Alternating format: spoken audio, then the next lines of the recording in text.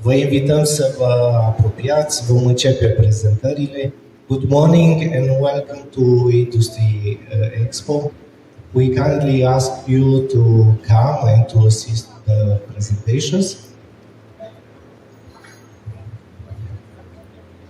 Vom începe cu o prezentare din partea Asociației Constructorilor de Automobile din România, domnul Adrian Samu.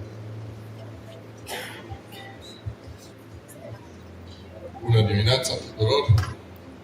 Bine ați venit la Industry Expo și din partea mea. Mă bucur să fiu alături de dumneavoastră actuală, 6-7. A 12-a. 12th time here, back in the Industry Expo in Arad. I'm very glad to be here with you today. Beautiful morning, beautiful drive from Bucharest and then back to Arad, because there is no airport for passengers, only for commercial purposes. I'm representing the automotive industry since 20 years from now, and I would like to introduce you a little bit about this sector, which is very important. You can see here 8 cars, okay? Out of which 3, 4 are made in Romania. I let you guess which ones, and after that I'll give you a price, my business card. Okay, so let's start. Have the remote. Okay. So we'll talk about global industrial sector in the automotive, then Europe, and then Romania, and what are the challenges. Concerning global production of vehicles, we can see on this slide which is the trend of production of vehicles of volume since 2000 until 2030. A forecast from 2025 to 2040.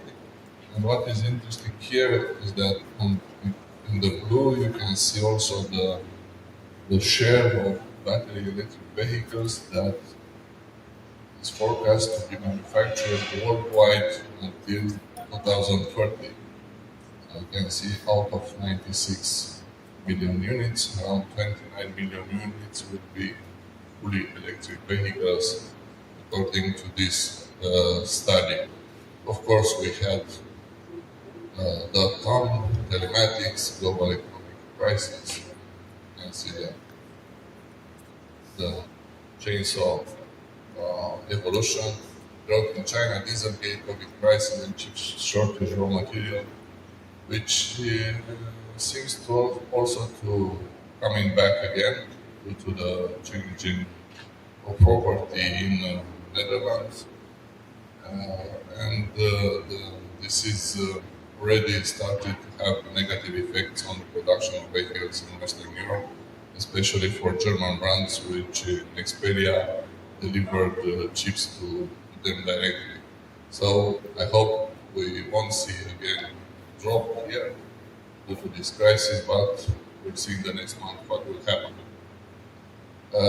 As globally production of electric vehicles, we can see in the first half of 2025 some interesting evolution. European Union dropped by 2.8%, China is increasing by 12%, and also other regions you can see on this graph. Concerning the European automotive industry, what the automotive industry is representing for Europe, 13 million jobs at this moment. We'll see what will happen in the next 5 years. I'm not there because of the speaker. 8.1% of total EU manufacturing jobs are in the automotive industry. And what is more interesting, the automotive industry generated trade surplus of around 94 billion euros. And another interesting figures, total investment in Europe by the automotive industry is more than 84 billion euros per year. So we are the biggest investor in Europe, except in European Commission. As production of vehicles in European Union, you can see here the first 10 countries. Romania is placed on the 8th position, but look carefully at the figures for the first half of 2025, and you can see here that we are waiting here on the sixth position. So Romania will remain on the sixth position also at the end of this year. The total production is similar at the level of last year. We reach around 560,000 units, which is a all-time record for the automotive industry in Romania. Concerning the market evolution in the European Union, although in the first 8 months of 2025, new battery electric vehicles sales grew by almost 25%, their margin in the total share of the European Union remains under 20%, which is around 15.9%. That is low comparing to what was expected 5 years before. So the movement from ICE internal combustion engines to battery electric vehicles is not being the same pace as it was forecasted by the European Union and the European Commission. Also, concerning market evolution in the European Union, you can see here the origin of vehicles which are sold on the European market. And what is interesting is that if in half one of 2021, here we have almost no vehicles coming from China, you can see here the margin, already 6%, and this is going to increase. Of course, it's a trend. You can see the other areas which are keeping the same percentages, but China is increasing, having an increasing presence in the market with new vehicles. This is also valid on the trade, the commercial trade of European Union with other areas that concerns the automotive and the vehicles exported, an increase of 36% of imports, and a decrease of 43% on exports. So trade balance completely negative with China. Coming back to Romania, we're here in Romania, we're proud of that. We're number one industrial sector in Romania. Why? Because we have more than 640 companies in the automotive sector, and one-time suppliers with a lot more than 240,000 direct employees. Total turnover last year for all the sector was around 45 billion euros, out of which components and assemblies is 26 billion euros.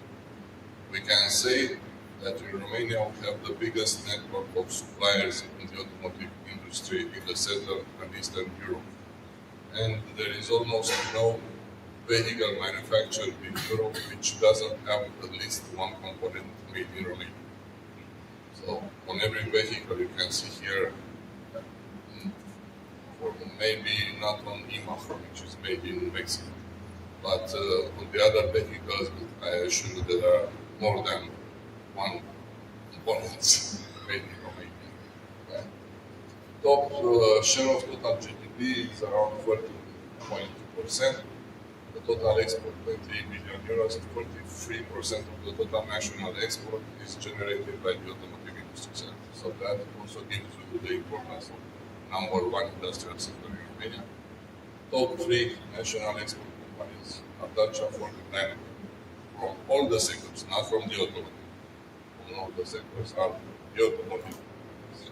And as I mentioned, you can see here the evolution of production. Of course, we have a drop. We had a drop in 2021, 2020 due to COVID crisis. But after that, last year we usually, and although we have a minus 2% for the first 8 months, our forecast is that we'll reach again 560,000 units at the end of this year. So that would be a positive evolution for our industry. Challenges, of course, we have a lot. The automotive industry are coming, and we are living now the biggest transition ever in the automotive sector. The transit in Europe, I'm not talking globally because not everyone is having the same challenge as Europe. And we're moving from traditional engines, diesel, gasoline, to hybrid, full hybrid, mild hybrid, plug-in hybrid, and fully electric vehicles. And you see here 1, 2, 3, 4, 5, 6 electric vehicles displayed here. One mild hybrid, one gasoline engine. I'll let you guess which one are fully electric, hybrid, and gasoline. And the change of mobility is also a challenge in Romania and in all European countries. We are seeing 2 wheels, we are seeing 3 wheels, we are seeing autonomous vehicles, connected vehicles. That will that represent also a change for the regulations, for the Commission is adopting regulations in the automotive industry, but also on traffic, and also for the, especially for the industry. Another challenge is CO2 reduction. 2035 is a target adopted by the European Union. In 2035, we will not be able to sell on the European market new vehicles that are not zero CO2 emissions. So in this respect, zero emissions can be obtained from two options. One, fully electric vehicles, and the other, use of synthetic fuels. But the technology of using synthetic fuels is not so well developed and is not cost efficient until now. We will see what will happen in the next period. But 2035 is a target, and every OEM which is present in Europe and which wants to sell cars in Europe has to comply with this. Otherwise, there will be huge fines, and it goes up to 84 euro per grams of CO2 emissions. So if you sell a fleet of vehicles of 1 million cars, and instead of 80 grams per average, you have 81 grams per average, you multiply 84 euro with 1 million vehicle, and you pay a fine of 84 billion euros to the European Commission because you are selling those vehicles on the market. And that's why everyone asks why some models already disappears from the markets, because they do not comply with these targets and they are not so costly effective in order to be kept. Another, artificial intelligence. Everyone is talking about artificial intelligence, adopting in the process manufacturing, but also in the design and the testing of the vehicles. So everyone thinks AI will replace humans. We'll see what happens. Nobody knows. We didn't have AI until now. And as I mentioned already, another challenge are Chinese brands. Chinese brands which are coming in force in Europe. They are coming commercially, but they are also coming manufacturing. Manufacturing can be an opportunity for all the suppliers because they need suppliers. You are not cost effective if you're bringing parts from China and you can assemble here. You're not, also you cannot comply with European legislation that states that a large part of your vehicle has to be manufactured in Europe.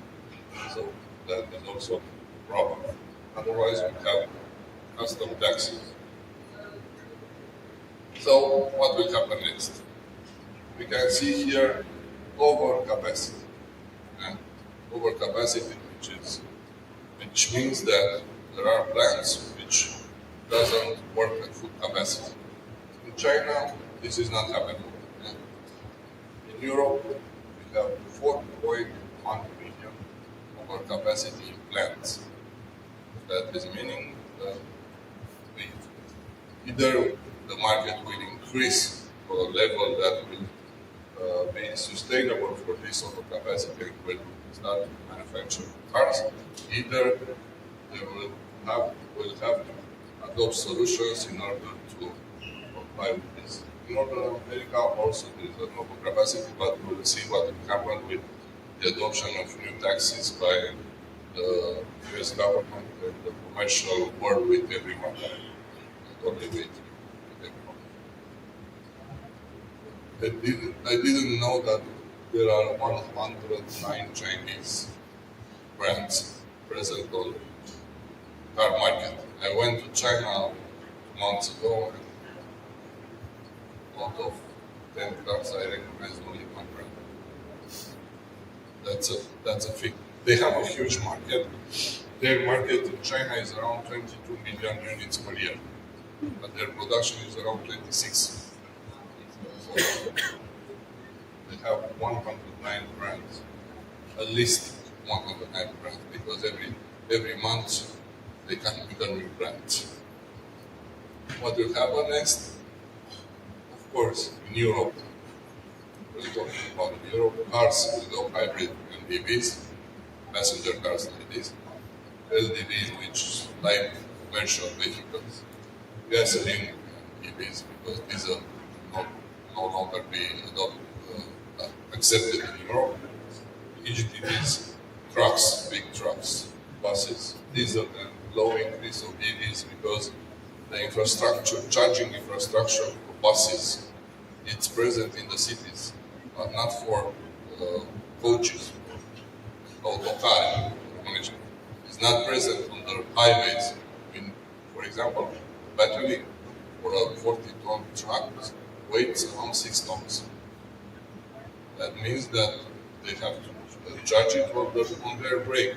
The driver must have the legally brake.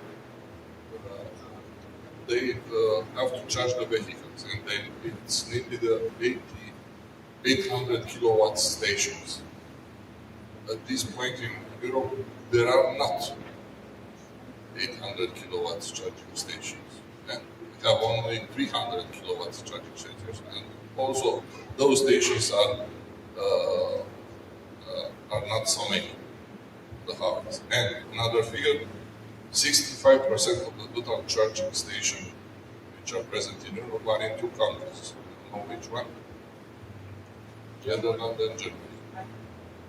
So the other countries do not have a so well-developed charging infrastructure. Everyone was talking about hydrogen, but technology is too expensive, not enough research, and charging infrastructure not available. And with these prices of energy in Europe, hydrogen production is very expensive because it uses a lot of electric energy in order to be produced. Well, we already saw mergers on the European market, in the European automotive groups.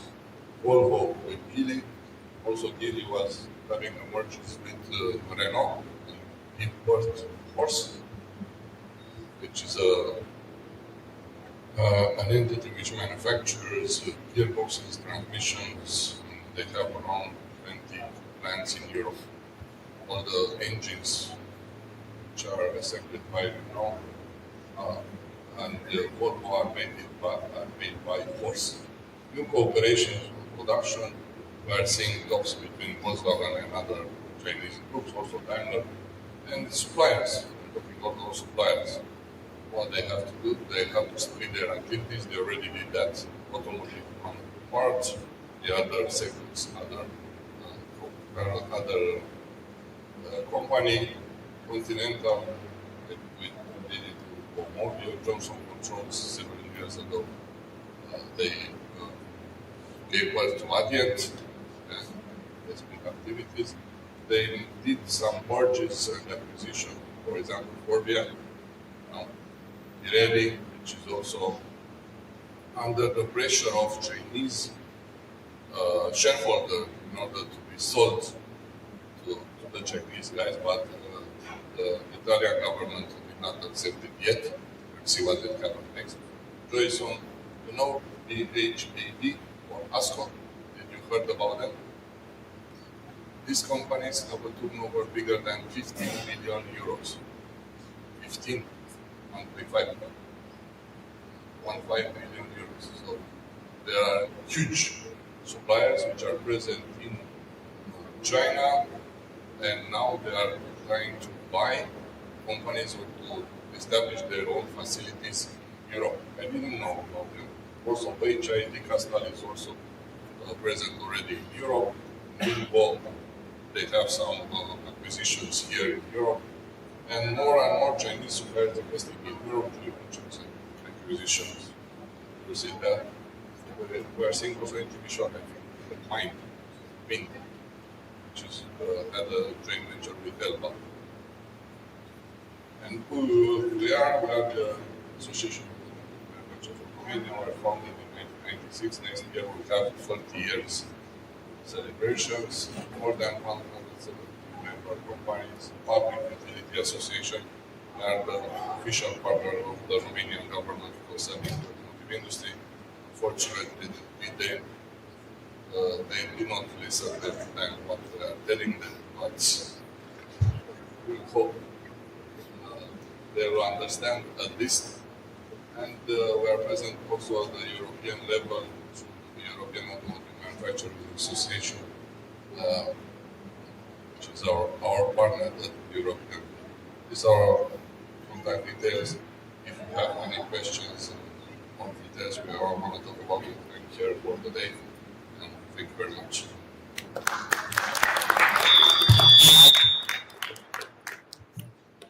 Thank you, Adrian. Now we continue with the presentation from Autoliv, Mr. Nicolae Bușu.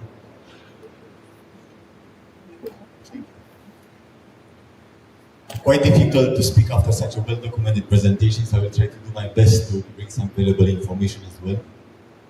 Especially when you consider that some of the pain points that Mr. Sandu has addressed we live on a daily basis. So most of the cars that you see here are equipped with our products that are meant to save our lives in the end, to bring you home, to bring you back home in a healthy way. So despite of the fact that we are keeping our focus while driving, the unavoidable can always happen. So this is the moment when our product came into the sequence, came into the interaction with us, and will save our life and will protect us from being injured.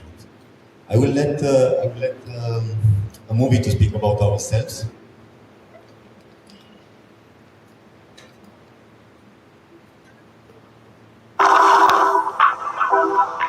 Chances are you've never noticed us. But if the unexpected happens, you will. You'll see 70 years of passion and dedication to safe mobility spring into action. This is what Autoliv does. We make safety solutions of all sorts. We make frontal airbags, side airbags, knee airbags, and these, external airbags for pedestrians.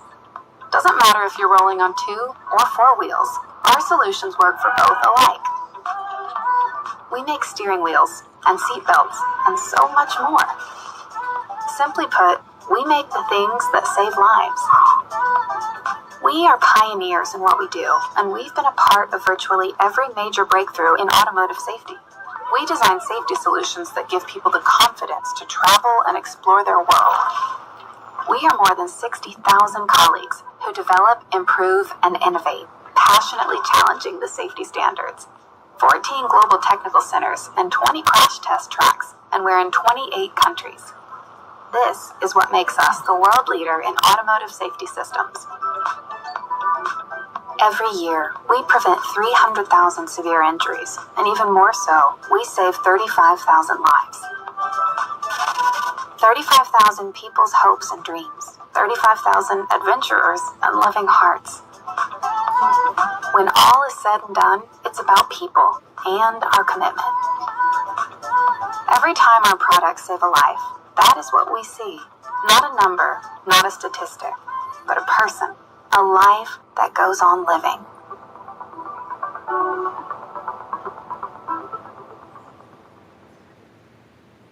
Your safety while driving, while being part of a trip in a car, it's our commitment. My name is Nicolae Bușu. I've been working for Autoliv for 20 years already. All these 20 years I have spent in supply chain. My current position is purchasing manager for European region. I will show you a couple of key figures that you have probably heard in the movie. So we speak about saving somewhere around 37,000 lives every year worldwide. 600,000 injuries reduced, and the ambition that we have today is to increase to more than 100,000 lives saved in an yearly period. If we speak about some key figures, so global market leader, Autoliv, with a revenue of $10 billion in 2024, 65,000 employees, with a market share of 44%. Yeah, some of the other figures you can take a picture if you want to have them in mind. It's important to understand that also the presence in Romania since 1997 has been developed constantly. So we have started 1997 with a couple of employees, then developing seatbelts for at that time Deu, Dacia, and Aro Câmpulung, still existing at that time. And now we have arrived to close to 10,000 employees in Autoliv, Romania, with facilities located in Onești, Sfântu Gheorghe, Brașov, Rovinari, Reșița, and Lucoj. If we take a look in our supply chain development, and if we take a look to the industry development that Mr. Sandu was approaching before, so we can see that there is an incredibly high dynamics in what regards the footprint of production in different industries. Yeah, so this is why we have seen a transition from west to east, and now what increase we have seen for Asian market. And this is coming as somehow as a pain point for us, because it's difficult to maintain the competitivity that we should have to survive in such an aggressive market. So in Romania, we speak about $1 billion, close to $1 billion revenue. And you can imagine that out of this 1 billion, or out of the 10 billion that we have seen worldwide, close to 50% goes to the suppliers that we are working with, goes to the component that we are buying. And this is the importance of understanding, and this is why we are here today, to search partners that are ready to travel with us in this journey, to understand that this dynamic that we see in the development of the production footprint in different industries is requesting a different agility, is requesting a different adaptation to the new normality. Because what we have considered as a normal a couple of years ago, today is obsolete. And the adaptation to this normality, to this new normality, it will be the key to succeed in such an aggressive environment. That's why we have come here today. We are purchasing components for our safety products, coming from different technologies, coming from metal components, from forging, from stamping, from plastic injection, die casting, aluminum, zinc, leather, yeah, and so many others. And this is why we want to have partners that have understood that this agility and adaptation that we have to increase more and more to survive. We share the same vision.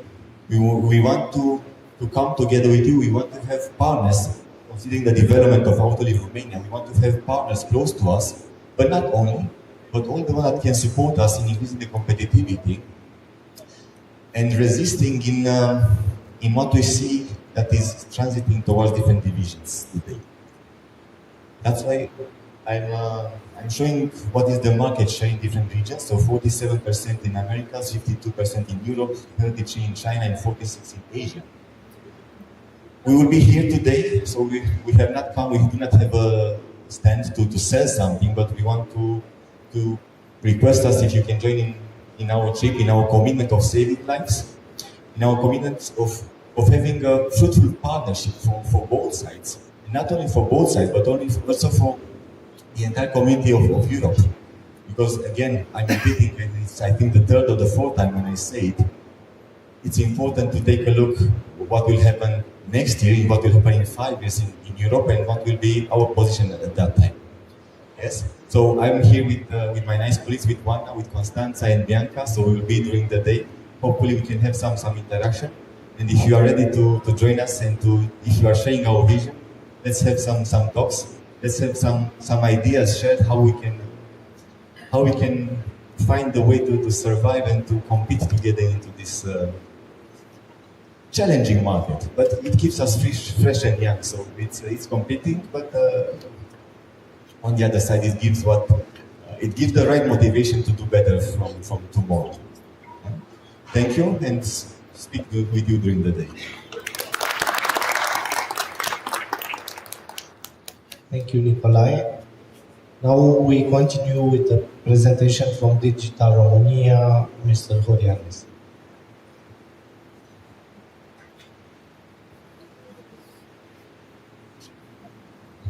Good morning, everyone.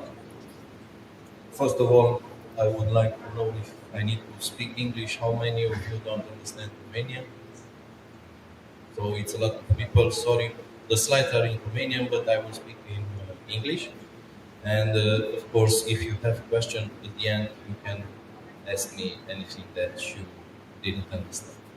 So I made a presentation about how to optimize your investigation in software and digitalization of the companies, because part of our customers ask us, Korea, how can we optimize investigation in software and digitalization? That's the subject of today's presentation. So a few things about me. I like to say that I'm a sales of brands.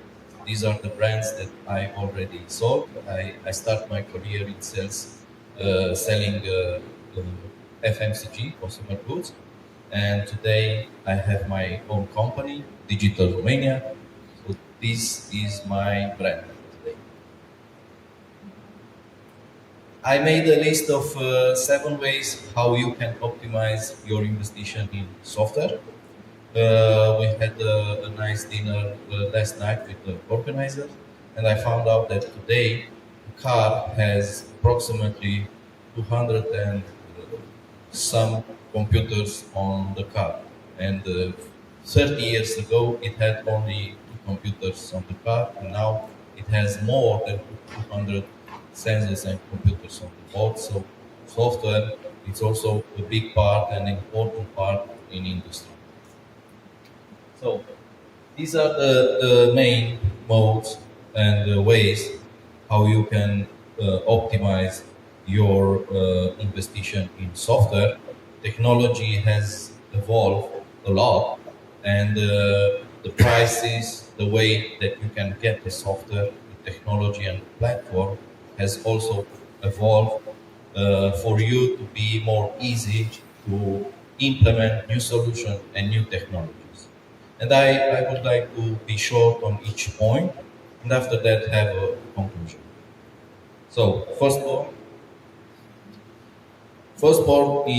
point is to talk with someone that knows the market, knows the technology, and knows the software.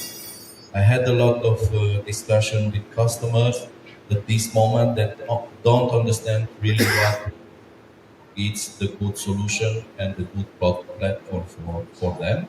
So why I'm telling you this? Because it's important to talk with someone that knows the software, the platforms on the market, and can consult you and can make a plan of digitalization to you to know exactly what solution and what platform you need at the right moment. Okay, second one, it's a way of knowing how and when it's the good moment for you to go from several different applications to one integrated system. This is actually the scope of digitalization, not to have your data and information and in different applications, but to go to a next level and have a good and integrated system where you can have all the information and all the data, and you can see whatever is happening in your business, in your processes at every time. Third one is cloud versus on-premise. I don't know if you still have systems and platforms that are on-premises, on your servers, but today majority of the systems are in cloud, and this is has 2 main benefits. The first one is, of course, optimization of cost. You don't need to invest anymore paying tens of thousands of euros when you buy a license and you install it in your server.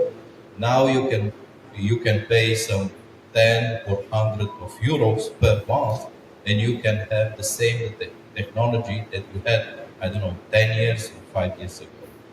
And the second one, it's about security.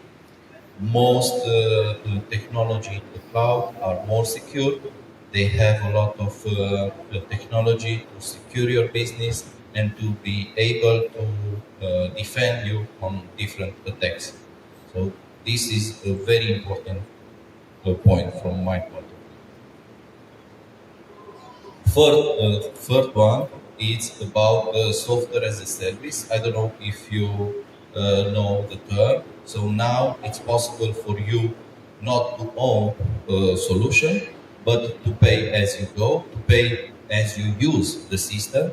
And in this way, you have the possibility to scale when you need to grow or to reduce your cost when your business is not so big anymore. So from this point of view, you can have a better cash flow, and you can decide from month to month what are your costs on software and technology. 5. I met a lot of customers on the Romanian market. We are focusing only on Romanian market that usually take the decision impulsively, I don't know how to say, emotionally, and usually they buy one solution, not doing a process of acquisition in which they need to compare several solutions to see several offers and to understand what are the benefits from different suppliers. So my message to you when you need to optimize and you take an important decision in this area is to see minimum of 3 offers or minimum of 3 suppliers when you buy a solution. Return on investment and total cost of ownership.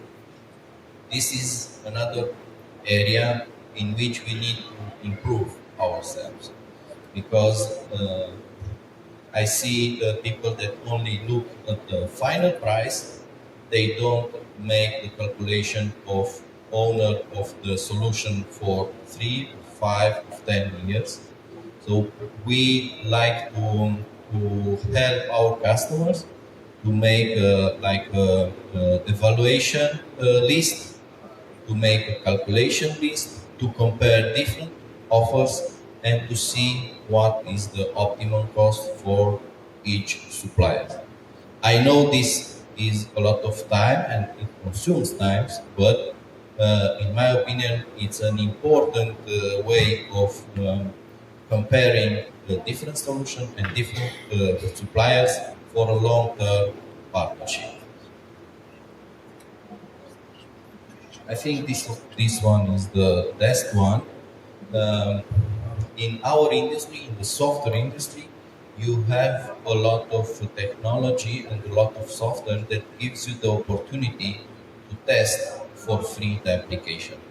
This is also something that involves time, but it's better to test on free charge the solution with your department or with your team that it is in charge with the digitalization process, then to take the decision and after that to have a poor result. So what I'm asking you, try to test for a month or a 3 period of 3 months the solution before you take the decision. Okay, and this is the last slide. I recommend to you these 2 books about digitalization, and remember these points.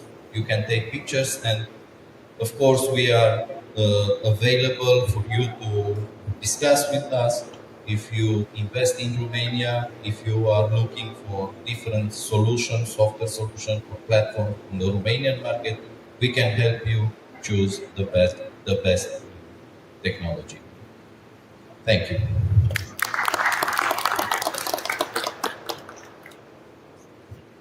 Thank you, Holly. We thank you all for your assistance. I wish you a very pleasant day and very productive meetings, of course.